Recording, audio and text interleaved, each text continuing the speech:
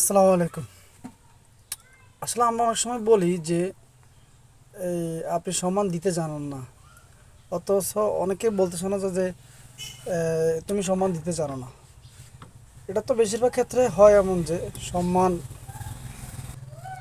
দিতে জানে না অনেকে, কিন্তু অনেকে থেকে গেছে যে সম্মান নিতেও জানে না। যেমন আজকে দুপুরবেলা আমি ভাত খাওয়ার সময় একটা মহিলা আসছে আমাদের বাড়িতে, বললো যে কেউ আসছে, তো বললাম যে আসি। ও যে একটু কথা আছে, আমি বললাম যে ভাত খেতেছি, ওর সাথে পরে কথা বলতেছি। তো উনি, তো আমি আমার ওয়াইফকে বললাম যে দেখো আসলে কে আসছে। তো ও বললো যে সরকারি এই আর্থিক পরিসংখ্যানের লোক। আমি বললাম ঠিক আছে, আমি ভাত খেতেছি, আপনার সাথে পরে কথা বলতেছি। না বলে যে উনি বললো যে না, আপনার শুধু নামটা বলেন। তো আমি নামটা বললাম, নামটা বলার পর বলতেছে বিস্তারিত বলেন। তো আমি বললাম যে আপনাকে তো আগেই বলছি যে আমি ভাত খাওয়ার পরে আপনার সাথে কথা বলতেছি।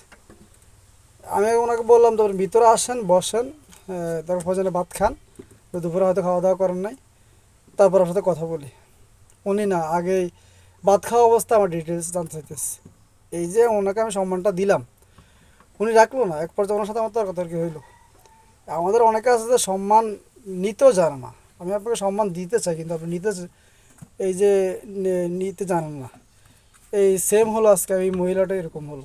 আমি ওনাকে সম্মান দিতে গেলাম, ওনাকে বললাম আপনি বসেন, দুপুরবেলা আপনি হয়তো ভাত খান না, ভাত খান, ওর সাথে পরে কথা বলি।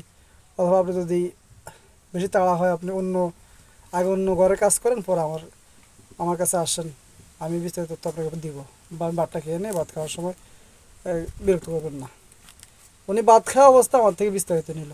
এই যে বেহাপনাটা, এই যে আপনি সম্মান নিতে জানলেন না, এটাও তো একটা দুর্বলতা।